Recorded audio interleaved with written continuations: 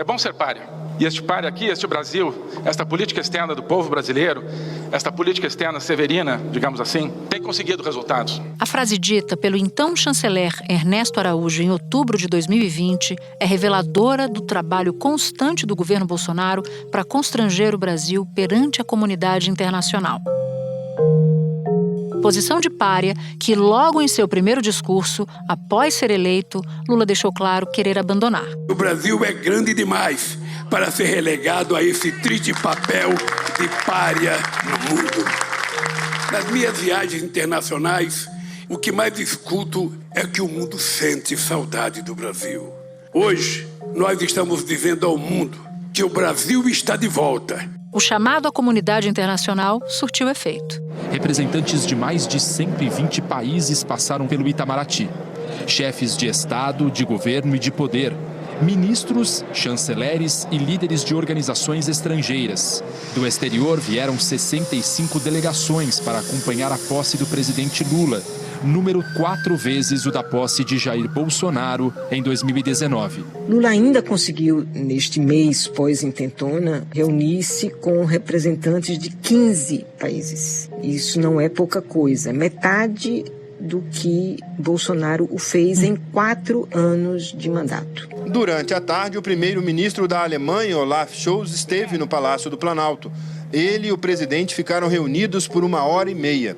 O presidente brasileiro e o primeiro-ministro alemão conversaram sobre parcerias entre os dois países em diversas áreas. Eu estou muito feliz. Nós estamos muito felizes por o Brasil estar de volta à cena mundial. Mauro Vieira, novo ministro das Relações Exteriores, deu o tom da nova política em sua posse, falando em reconstrução, reinserção e retomada. A primeira instrução que dele recebi foi a de reabrir canais de diálogo bloqueados. Há também uma demanda do Brasil pelo mundo. Depois de um retrocesso sem precedentes na nossa política externa, estamos prontos a encará-la de frente e com confiança. Nesses 40 dias de governo, medidas de revisão já foram postas em prática. A retomada do Fundo Amazônia foi uma das medidas assinadas pelo presidente Lula logo após a cerimônia de posse, o que vai permitir a liberação de 3 bilhões de reais a que o fundo já tem direito e ainda novas doações internacionais. O retorno do Brasil à reunião da cúpula da Comunidade de Estados Latino-Americanos e Caribenhos foi comemorado. O presidente também me instruiu que restabelecêssemos as relações com a Venezuela. Além da reaproximação com os vizinhos latino-americanos, Lula também estreita os laços com Washington. A agenda em comum é a defesa da democracia e o enfrentamento à extrema-direita, uma pauta que entrou na ordem do dia após os atos golpistas de 8 de janeiro. O presidente dos Estados Unidos ligou para o presidente brasileiro. Biden convidou o presidente Lula a visitar Washington no início de fevereiro. Segundo o comunicado conjunto, o presidente Biden condenou a violência e o ataque às instituições democráticas e a transferência pacífica do poder. O presidente Lula chegou aos Estados Unidos. Ele terá uma reunião a portas fechadas com o presidente Joe Biden na Casa Branca. Os dois devem conversar sobre a defesa da democracia, o combate às mudanças climáticas, direitos humanos e as relações comerciais entre os dois países. É o Brasil voltando à política internacional?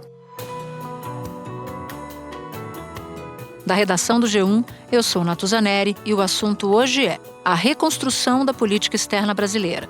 As pautas prioritárias na diplomacia, o que esperar da relação com Biden e como deve se posicionar o Brasil em relação a outras potências mundiais. Neste episódio, eu converso com o presidente do Instituto de Relações Internacionais e Comércio Exterior, Rubens Barbosa, ex-embaixador do Brasil em Washington e em Londres. Sexta-feira, 10 de fevereiro. Embaixador, o encontro de Lula com o presidente Joe Biden está sendo tratado pelo Itamaraty como uma primeira reunião para a retomada das relações. Não há, portanto, perspectiva de grandes anúncios. Mas eu queria pedir para o senhor nos explicar qual é o significado, a importância desse encontro dos dois.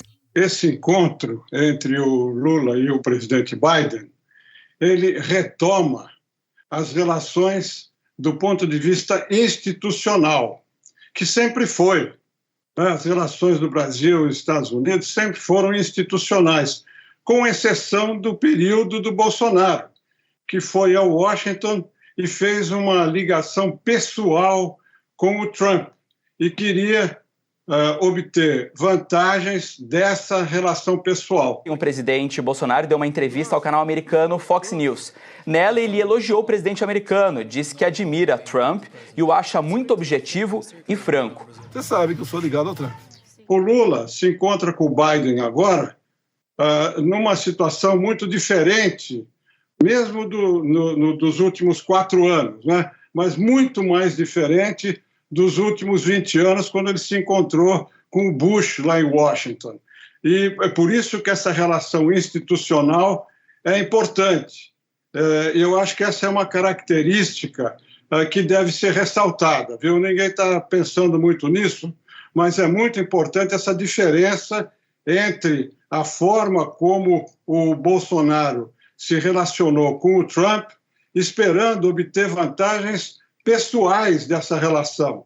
E agora, como no passado, né, com o Fernando Henrique, com o Lula, com o Temer, com todos os outros presidentes, a relação volta a ser institucional, em que o presidente brasileiro conversa, dialoga com o presidente americano dentro de um contexto político mais amplo e na expectativa de avançar em certas áreas que seja de interesse nosso e que seja de interesse recíproco. Uma dessas áreas, embaixador, é o meio ambiente, eu imagino, e a própria crise climática.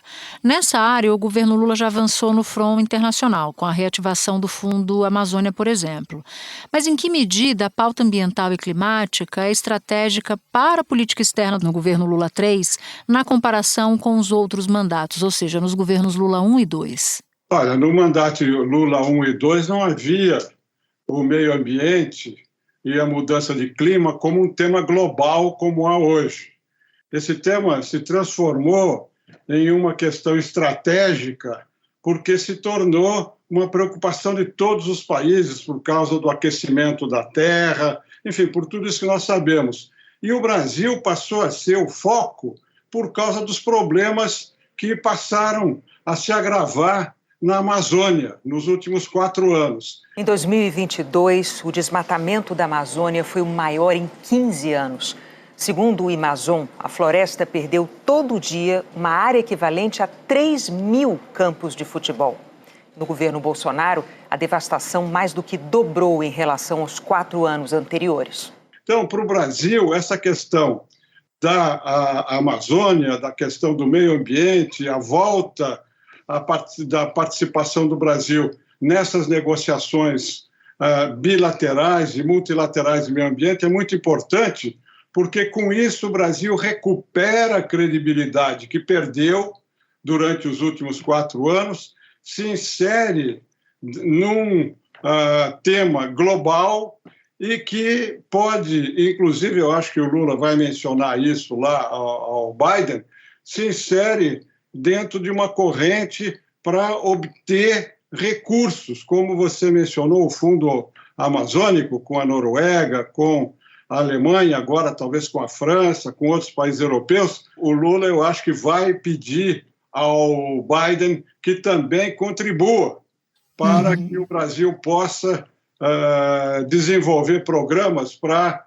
preservar a floresta amazônica, que você sabe, a extensão dela é do tamanho da Europa Ocidental. Então, é muito difícil para o Brasil, sem apoio, sem a cooperação internacional, conseguir entregar tudo o que está prometendo. O presidente da Alemanha esperou a posse do presidente Luiz Inácio Lula da Silva para fazer o anúncio. O governo alemão vai liberar 35 milhões de euros, quase 200 milhões de reais, para o Fundo Amazônia. Na pauta de meio ambiente estão as mudanças climáticas. Lula e Biden devem unir os esforços para engajar outros países nesse tema. O novo chanceler Mauro Vieira destacou que o Itamaraty terá uma secretaria dedicada ao clima, meio ambiente, ciência e tecnologia. Por isso, esse tema se tornou tão estratégico e está no centro hoje da política externa brasileira, como está no centro da política externa americana.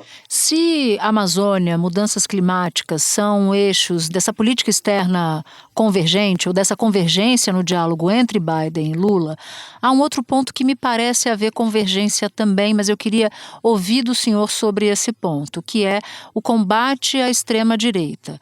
Biden passou pela invasão do Capitólio lá, Lula passou pela invasão à sede dos três poderes aqui. Em que medida o senhor acha que esse assunto também aproxima os dois presidentes? Eu acho que esse vai ser o tema central da reunião. A questão da democracia, do Estado de Direito, da extrema-direita, a questão dos direitos humanos. Esse vai estar no centro das conversas entre o Lula e o Biden, porque os Estados Unidos e o Brasil passaram pelas mesmas experiências, inclusive pelas mesmas influências do Trump e do Bolsonaro. Então, a semelhança da posição do Brasil com a dos Estados Unidos nessa crise do dia 6 de janeiro, do dia 8 de janeiro, faz com que as conversas, nesse particular, converjam. Se o Biden e o Lula falarem... Vamos falar de Trump e de Bolsonaro. Eles passam um mês falando que os problemas são os mesmos. Pela primeira vez, os problemas da política americana e o problema da política brasileira são muito parecidos, que é a ascensão da extrema-direita, fake news, anticientificismo, etc, etc, etc. Agora eu queria abordar os pontos ou o ponto divergente. Um ponto que me parece divergente nessa conversa, ou potencialmente divergente, é a guerra na Ucrânia. E outro ponto é a relação com a China. O Brasil reestabelecendo pontes com o governo chinês. O senhor enxerga dessa maneira também, ou enxerga mais divergência em relação à guerra da Ucrânia? Como é que o senhor define que posição o Brasil deve manter? A de independência, né, uma posição independente como é tradicional da política externa brasileira, e por que, se o senhor achar isso? Você tem uma guerra hoje que envolve a Europa, que envolve a Rússia, que envolve os Estados Unidos, potências nucleares. Você tem uma nova economia global com regras totalmente diferentes.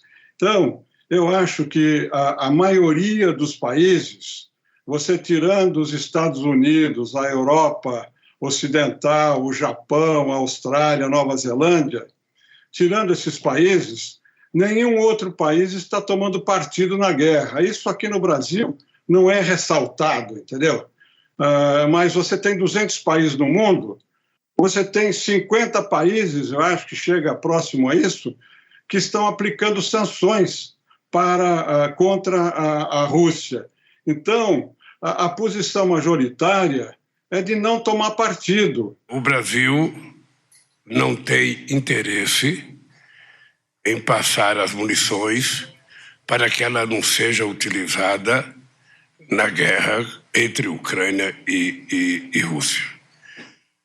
O Brasil é um país de paz, porque eu acho que nesse instante do mundo nós deveríamos estar procurando quem é que pode ajudar a encontrar a paz entre Rússia e Ucrânia. A Índia está nessa posição, mesmo a China, que tem essa aliança estratégica com a Rússia, ela não tá se envolvendo em nada. Então, eu acho que o Brasil não tem alternativa. Eu sei que há muita gente querendo que o Brasil tome partido.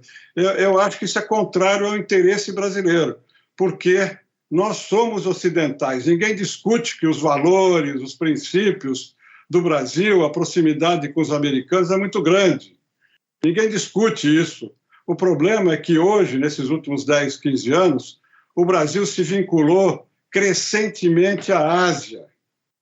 E, no caso da Rússia, nós dependemos de vários produtos estratégicos, como fertilizantes e outros, para a nossa economia.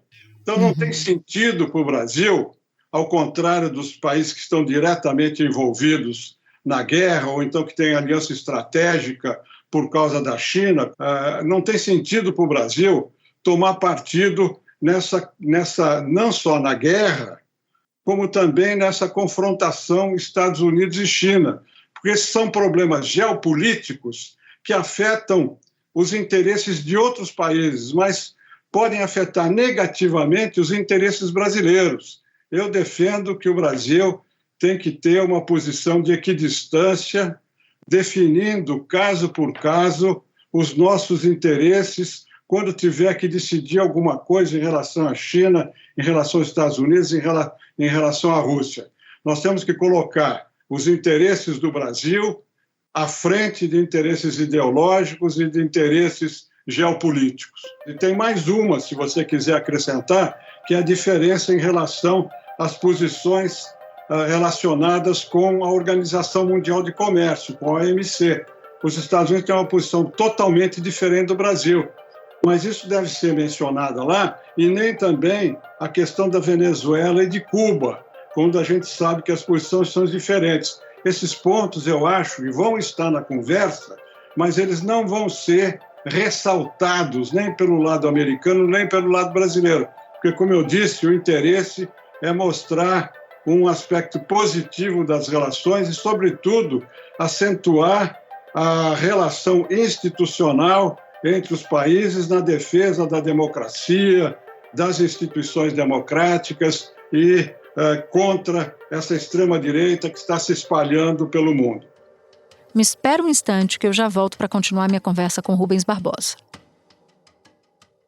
Lula e Bolsonaro não poderiam ser mais diferentes. Acho que há uma concordância em relação a isso. O senhor apontou numa coluna para o Estadão um aspecto comum, entretanto, e eu abro aspas para o que o senhor citou nessa coluna.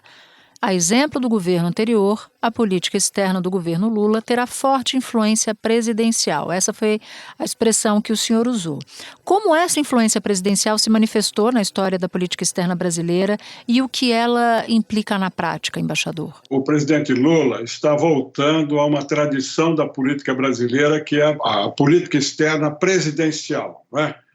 Começou com o Fernando Henrique, se desenvolveu em outros governos. O Lula mesmo utilizou essa política presidencial, a presença do presidente no mundo inteiro, e ele vai repetir isso agora. O Lula volta a fazer essa política externa com uma ênfase muito grande na figura do presidente, mas com outros objetivos. O objetivo do Bolsonaro era obter ganhos pessoais, chegar no Brasil, dizer que ele tinha uma relação pessoal com o presidente Trump, que ia obter resultados positivos para o Brasil, inclusive apoio político da direita americana, ao passo que o Lula volta à política, à diplomacia presidencial tradicional. Quer dizer, é o presidente se apresentando como porta-voz do país e procurando captar para o Brasil as vantagens desse movimento. Quer dizer, aqui na América Latina, com os Estados Unidos, com a China, com a própria Rússia, com a África, que virá aí pela frente. Teríamos de recompor relações bilaterais danificadas e retomar o protagonismo construtivo nos fóruns e organismos internacionais, onde temos uma contribuição singular a oferecer. Lula falou sobre a importância de uma integração da região e a organização de cadeias produtivas para desafios como a pandemia. Defendeu maior integração com outros blocos econômicos e sócios, como a União Europeia, a China, a Índia, a União Africana e a Associação de Nações do Sudeste da Ásia. Também falou sobre a criação de uma cúpula dos países amazônicos para cuidar da floresta. Quando tomou posse, o chanceler brasileiro, o ministro Mauro Vieira, afirmou que o Brasil ficou alijado do cenário internacional por uma visão ideológica limitante, palavras dele. O ex-presidente Bolsonaro e o seu chanceler, o primeiro deles, o Ernesto Araújo, costumavam dizer que a política externa dos governos petistas era ideológica. O senhor diz que o importante é a política externa ser de Estado e não de governo. Então eu queria traduzir o que isso significa para quem não está familiarizado com essa área. Por que é tão importante que a política externa seja de Estado, de governos e não de pessoas. Os países têm interesses permanentes e têm uma política externa estável, que muda, as ênfases mudam quando muda o governo, as eleições, é normal, mas há uma linha de política. O que o Bolsonaro fez foi mudar totalmente essa linha ideologicamente. Ele abandonou, né, o relacionamento com os países europeus, com os países aqui da América Latina, por questões ideológicas. A briga com a Argentina, a briga com a França, tudo é uma questão ideológica. Tudo começou no ano 2000, quando aí iniciaram as conversas para um acordo de livre comércio entre o Mercosul e a União Europeia. No início de 2020, esse acordo foi a pique, devido à postura do então presidente brasileiro, Jair Bolsonaro, perante os europeus. O presidente Bolsonaro recebeu críticas dentro e fora do Brasil por ter dado visibilidade numa rede social a uma postagem que comparava Brigitte Macron à primeira-dama brasileira Michele Bolsonaro. Hoje foi o ministro Guedes quem se ocupou de comentar a aparência física de Brigitte. O Macron falou que estão botando fogo na floresta brasileira, o presidente devolveu. Falou que a mulher dele é feia, por isso que ele está falando isso. É tudo normal e é tudo verdade. O presidente falou mesmo, e é verdade mesmo, a mulher é feia mesmo. Com o fim do governo Bolsonaro, o principal obstáculo para esse acordo bilionário Mercosul-União Europeia desaparece. Vamos esperar que a política externa do atual governo, Lula, seja uma política de Estado e não uma política ideológica partidária, como foi no segundo mandato que ele exerceu. Então, vamos ver, até aqui não há ainda sinais claros, nem de um lado nem de outro, porque nós estamos há um mês de governo, teve o incidente de 8 de janeiro, ele fez essas visitas à Argentina e Uruguai, que foram importantes, porque marca a primazia para o entorno geográfico. A presença de Lula era a mais aguardada na 7ª cúpula da Comunidade dos Estados Latino-Americanos e Caribenhos em Buenos Aires. Com muitos aplausos, o Brasil foi recebido em seu retorno à CELAC. Porque uma CELAC em Brasil é uma CELAC muito mais vazia. Foi para os Estados Unidos, vamos ver o resultado dessa visita. Nós não temos ainda uma tendência clara de como vai ser a política externa. O Barão do Rio Branco, quando tomou posse em 1903, no Itamaraty, no discurso de posse dele, ele se referiu a isso.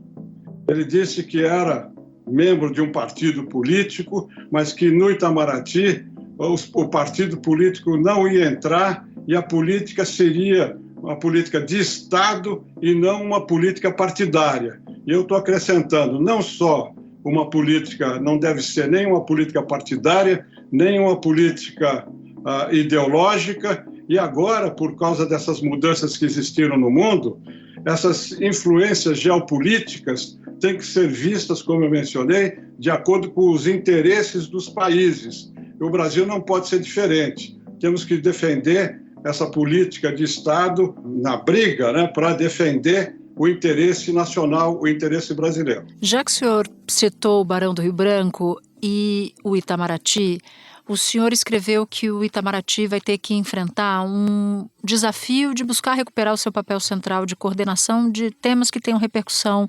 internacional, repercussão externa. Quando o Itamaraty perdeu esse papel e por que é tão importante retomá-lo? E eu acrescentaria um pouco da sua visão de corporação. Como é que a corporação se enxergava no governo Bolsonaro e como é que ela se enxerga num governo Lula, mesmo ele estando no início? A corporação, na segunda metade do governo Bolsonaro, ela reagiu, né? Ela procurou, na medida do possível, resistir à política que foi desenvolvida nos primeiros 2 anos do Bolsonaro.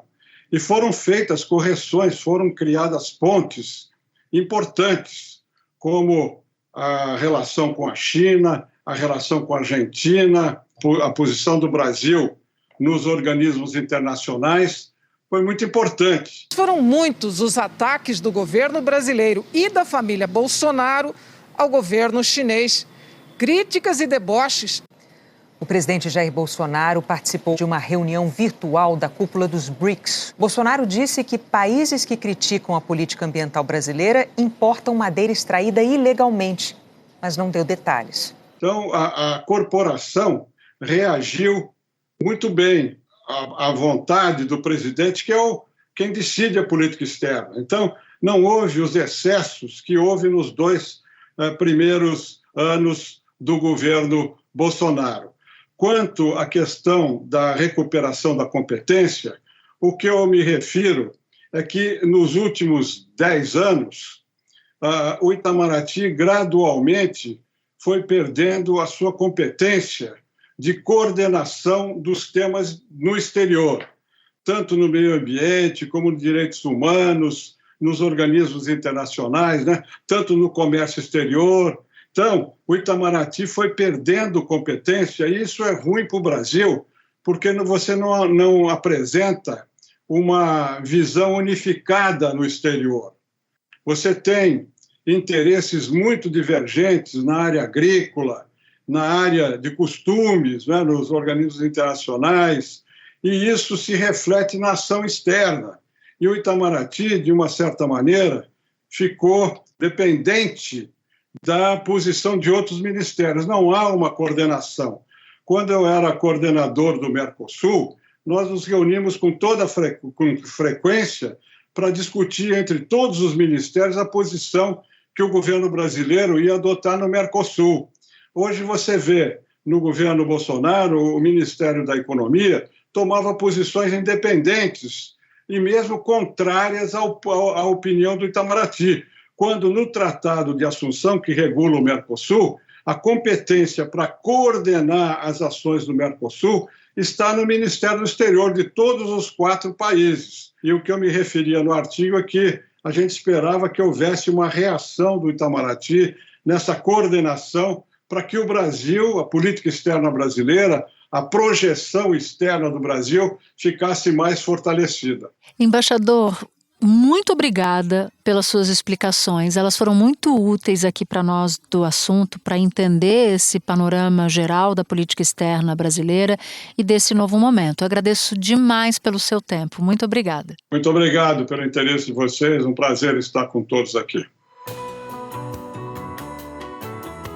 Este foi o Assunto, podcast diário disponível no G1, no Globoplay, no YouTube ou na sua plataforma de áudio preferida. Vale a pena seguir o podcast na Amazon ou no Spotify, assinar no Apple Podcasts, se inscrever no Google Podcasts, no Castbox ou no YouTube e favoritar na Deezer.